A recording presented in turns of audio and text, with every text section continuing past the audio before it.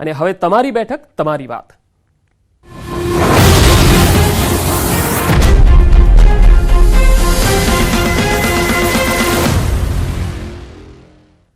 લોકસભાની ચૂંટણીને લઈ ગુજરાતમાં રાજકીય પારો ગરમાઈ ગયો છે. ત્યારે ખંભાતમાં તો લોકસભા અને વિધાનસભાની પેટા ચૂંટણી પણ છે.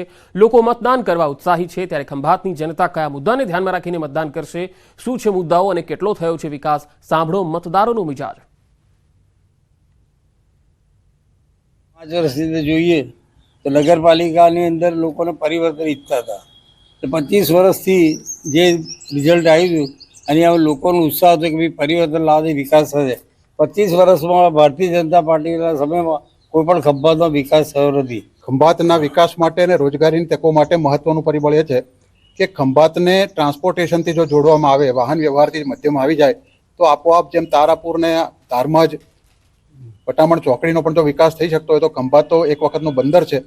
એટલે હમણાં જ કેન્દ્ર સરકારે 2500 કરોડ રૂપિયા જેવી ફાળવણી કરી અને સૌરાષ્ટ્ર અને દક્ષિણ ગુજરાતને જોડવામાં મધ્યમાં ખંભાત લાવ્યું છે. જ્યારે આ રસ્તો શરૂ થઈ જશે એના માટે 550 કરોડ રૂપિયા હમણાં ફાળવી પણ દીધા છે. બ્રિજ પણ બનવાનો શરૂ થઈ ગયો છે. એટલે આ પ્રોજેક્ટ પૂરો થશે એટલે રોજગારીની સમસ્યાઓ આપોઆપ બંધ થઈ જશે. ગામડામાં જે પ્રાથમિક શાળાઓ જે કોંગ્રેસના ટાઈમમાં હતી એ પતરાના નરિયાની અત્યારે હાઈસ્કૂલ જેવી કે સિટીમાં જેવી હાઈસ્કૂલો છે એવી રીતની પ્રાથમિક શાળાઓની પણ એટલો વિકાસ થયો છે અને શિક્ષકો પણ પૂરતા છે. અને ગામમાં જે નરીઓ હતી એની જગ્યાએ અત્યારે સીસી રોડ ને પછી ડામર રોડ થઈ ગયા છે. એટલે ખેડૂતોને પણ જવા આવવામાં સુગમ પડી છે. 24 કલાક વીજળી થઈ છે. એટલે રોજગારી માટે પણ ત્યાં નાના નાના ઉદ્યોગો જેવા કે હીરાના કારખાના છે કે કટિંગ મશીન છે, હીરા પછી પથ્થર સારવાનું કારખાનું છે, એવા નાના નાના પણ કારીગરોએ પણ ત્યાં કામ કરવાનું ચાલુ કર્યા છે. ગરીબોની સરકાર છે આ. એક રીતે જોવા જઈએ તો 80 કરોડ લોકોને ભૂખ્યા સુવા દેતા નથી મોદી સરકાર. અને આગામી 5 વર્ષ સુધી હજુ સરકાર ફ્રી ઓફ કોસ્ટ ગરીબ લોકોને 80 કરોડ લોકોને અનાજ સરકાર તરફથી વિતરણ કરવામાં આવશે. ખંભાતના ગ્રામીણ વિસ્તારમાં એક માહિતી એવી છે કે અહીંયા કેનાલોની બહુ સમસ્યા છે. તમારું શું કહેવું છે?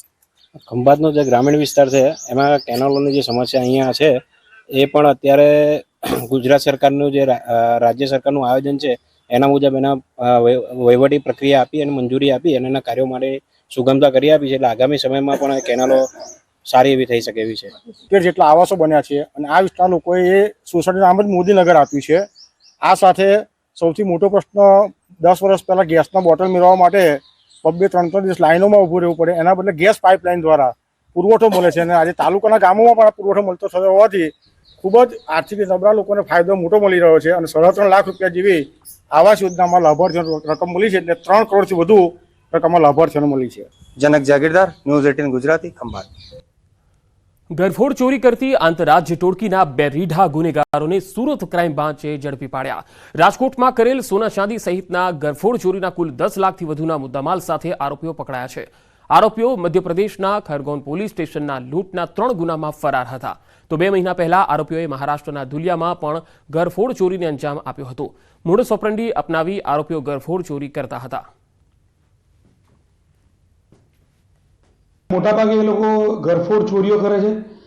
એના આજુબાજુના વિસ્તારમાં બગીચામાં ત્યાં કોઈ પણ નાનું મોટું કામ કરવાનું ચાલુ કરે અને રેકી કર્યા પછી આ મોટી ઘરફોડ ચોરીને અંજામ આપે છે.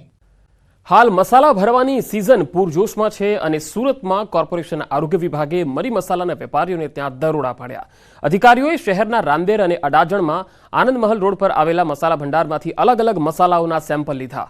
હળદર, કાળી મરી, લાલ મરચું પાવડર, ધાણા જીરું સહિત તમામ મસાલાઓના સેમ્પલ લેવાયા. તમામ સેમ્પલને ફૂડ લેબમાં ટેસ્ટિંગ માટે મોકલવામાં આવ્યા છે. આ સેમ્પલો ફેલ થશે અથવા તો ભેળસેળ જણાશે તો તે એકમ પર કાયદેસરની કાર્યવાહી હાથ ધરવામાં આવશે.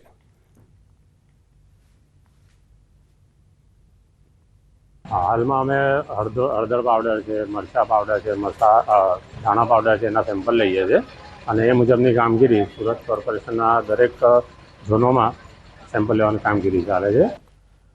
વડોદરાના સાવલીમાં યુવકને પોલીસે માર માર્યો. ધર્મરક્ષા સમિતિના સભ્યને ઢોર માર માર્યો.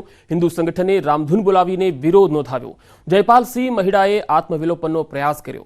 રામનવમીની શોભાયાત્રા મુદ્દે માર માર્યો. ન્યાય નહીં મળે તો આંદોલનની ચીમકી આપી હતી.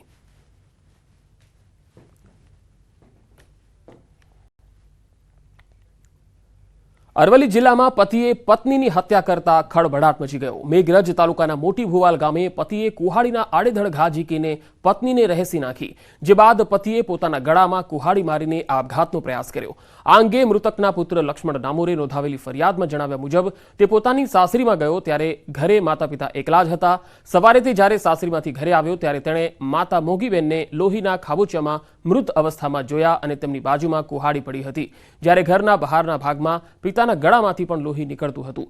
બનાવની જાણ મેઘરજ પોલીસને કરતા પોલીસ કાફલો સ્થળ પર દોડી આવ્યો। પોલીસે સૌપ્રથમ ઇજાગ્રસ્ત નાનાભાઈ ડામોરને સારવાર માટે ખસેડી મોગીબેનના મૃતદેહને પોસ્ટમોર્ટમ માટે ખસેડ્યો। જો કે નાનાભાઈએ કયા કારણોસર આ પગલું ભર્યું તે હજુ સુધી જાણી શકાયું નથી। તો અરવલ્લીમાં હત્યા પાછળનું કારણ હજુ પણ અકબંધ છે। પોલીસનો કાફલો અહીંયા આવી પહોંચ્યો હતો અને આગળની તપાસ ચાલી રહી છે।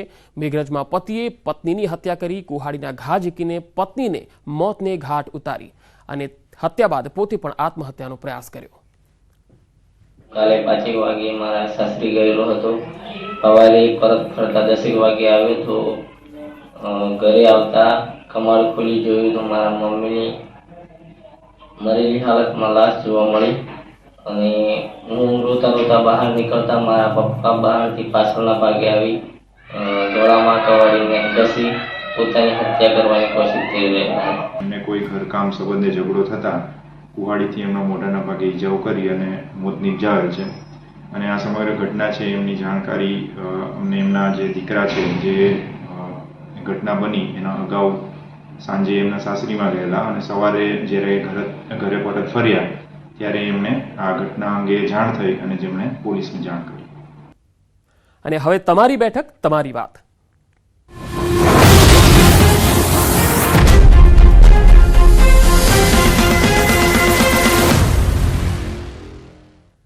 લોકસભાની ચૂંટણીને લઈ ગુજરાતમાં રાજકીય પારો ગરમાઈ ગયો છે, ત્યારે ખંભાતમાં તો લોકસભા અને વિધાનસભાની પેટા ચૂંટણી પણ છે। લોકો મતદાન કરવા ઉત્સાહી છે, ત્યારે ખંભાતની જનતા કયા મુદ્દાને ધ્યાનમાં રાખીને મતદાન કરશે, શું છે મુદ્દાઓ અને કેટલો થયો છે વિકાસ, સાંભળો મતદારોનો મિજાજ। 5 વર્ષથી જોઈએ તો નગરપાલિકાની અંદર લોકોને પરિવર્તન ઈચ્છતા હતા। 25 વર્ષથી જે રિઝલ્ટ આવ્યું અને હવે લોકોનો ઉત્સાહ હતો કે ભાઈ પરિવર્તન લાવે, વિકાસ થશે। 25 વર્ષમાં ભારતીય જનતા પાર્ટીના સમયમાં કોઈ પણ ખંભાતમાં વિકાસ થયો નથી। ખંભાતના વિકાસ માટે અને રોજગારીની તકો માટે મહત્વનું પરિબળ એ છે કે ખંભાતને ટ્રાન્સપોર્ટેશનથી જો જોડવામાં આવે, વાહન વ્યવહારથી મધ્યમાં આવી જાય તો આપોઆપ જેમ તારાપુરને ધારમજ પટામણ ચોકડીનો પણ જો વિકાસ થઈ શકતો હોય તો ખંભાત તો એક વખતનું બંદર છે। એટલે હમણાં જ કેન્દ્ર સરકારે 2500 કરોડ રૂપિયા જેવી ફાળવણી કરી અને સૌરાષ્ટ્ર અને દક્ષિણ ગુજરાતને જોડવામાં મધ્યમાં ખંભાત લાવ્યું છે। જ્યારે આ રસ્તો શરૂ થઈ જશે એના માટે 550 કરોડ રૂપિયા હમણાં ફાળવી પણ દીધા છે, બ્રિજ પણ બનવાનો શરૂ થઈ ગયો છે। એટલે આ પ્રોજેક્ટ પૂરો થશે એટલે રોજગારીની સમસ્યાઓ આપોઆપ બંધ થઈ જશે। ગામડામાં જે પ્રાથમિક શાળાઓ જે કોંગ્રેસના ટાઈમમાં હતી એ પતરાના નગરની અત્યારે હાઈસ્કૂલ જેવી કે સિટીમાં જેવી હાઈસ્કૂલો છે એવી રીતની પ્રાથમિક શાળાઓની પણ એટલો વિકાસ થયો છે અને શિક્ષકો પણ પૂરતા છે। અને ગામમાં જે નરીઓ હતી એની જગ્યાએ અત્યારે સીસી રોડ ને પછી ડામર રોડ થઈ ગયા છે, એટલે ખેડૂતોને પણ જવા આવવામાં સુગમ પડી છે। 24 કલાક વીજળી થઈ છે, એટલે રોજગારી માટે પણ ત્યાં નાના નાના ઉદ્યોગો જેવા કે હીરાના કારખાના છે કે કટિંગ મશીન છે, હીરા પછી પથ્થર સારવાનું કારખાનું છે, એવા નાના નાના પણ કારીગરોએ પણ ત્યાં કામ કરવાનું ચાલુ કર્યા છે। ગરીબોની સરકાર છે આ, એક રીતે જોવા જઈએ તો 80 કરોડ લોકોને ભૂખ્યા સુવા દેતા નથી મોદી સરકાર અને આગામી 5 વર્ષ સુધી હજુ સરકાર ફ્રી ઓફ કોસ્ટ ગરીબ લોકોને 80 કરોડ લોકોને અનાજ સરકાર તરફથી વિતરણ કરવામાં આવશે। ખંભાતના ગ્રામીણ વિસ્તારમાં એક માહિતી એવી છે કે અહીંયા કેનાલોની બહુ સમસ્યા છે, તમારું શું કહેવું છે? ખંભાતનો જે ગ્રામીણ વિસ્તાર છે એમાં કેનાલોની જે સમસ્યા અહીંયા છે એ પણ અત્યારે ગુજરાત સરકારનું જે રાજ્ય સરકારનું આયોજન છે એના મુજબ એના વહીવટી પ્રક્રિયા આપી અને મંજૂરી આપી અને એના કાર્યો માટે સુગમતા કરી આપી છે। એટલે આગામી સમયમાં પણ કેનાલો સારી એવી થઈ શકે એવી છે। કે જેટલા આવાસો બન્યા છે અને આ વિસ્તારના લોકોએ એ સોસાયટીનું નામ જ મોદીનગર આપ્યું છે। આ સાથે સૌથી મોટો પ્રશ્ન 10 વર્ષ પહેલાં ગેસના બોટલ મેળવવા માટે 2-3 દિવસ લાઈનોમાં ઊભું રહેવું પડે, એના બદલે ગેસ પાઇપલાઇન દ્વારા પુરવઠો મળે છે અને આજે તાલુકાના ગામોમાં પણ આ પુરવઠો મળતો થયો હોવાથી ખૂબ જ આર્થિક નબળા લોકોને ફાયદો મોટો મળી રહ્યો છે અને 3.5 લાખ રૂપિયા જેવી આવાસ યોજનામાં લાભાર્થીઓને રકમ મળી છે, એટલે 3 કરોડથી વધુ રકમમાં લાભાર્થીઓને મળી છે। જનક જાગીરદાર, ન્યૂઝ 18 ગુજરાતી, ખંભાત। ગરફોડ ચોરી કરતી આંતરરાજ્ય ટોળકીના 2 રીઢા ગુનેગારોને સુરત ક્રાઇમ બ્રાન્ચે ઝડપી પાડ્યા. રાજકોટમાં કરેલ સોના ચાંદી સહિતના ગરફોડ ચોરીના કુલ 10 લાખથી વધુના મુદ્દામાલ સાથે આરોપીઓ પકડાયા છે. આરોપીઓ મધ્યપ્રદેશના ખરગોન પોલીસ સ્ટેશનના લૂંટના 3 ગુનામાં ફરાર હતા. તો 2 મહિના પહેલા આરોપીઓએ મહારાષ્ટ્રના ધુલિયામાં પણ ગરફોડ ચોરીને અંજામ આપ્યો હતો. મોડસ ઓપરેન્ડી અપનાવી આરોપીઓ ગરફોડ ચોરી કરતા હતા. મોટાભાગે એ લોકો ગરફોડ ચોરીઓ કરે છે. એના આજુબાજુના વિસ્તારમાં બગીચામાં ત્યાં કોઈ પણ નાનું મોટું કામ કરવાનું ચાલુ કરે અને રેકી કર્યા પછી આ મોટી ગરફોડ ચોરીને અંજામ આપે છે.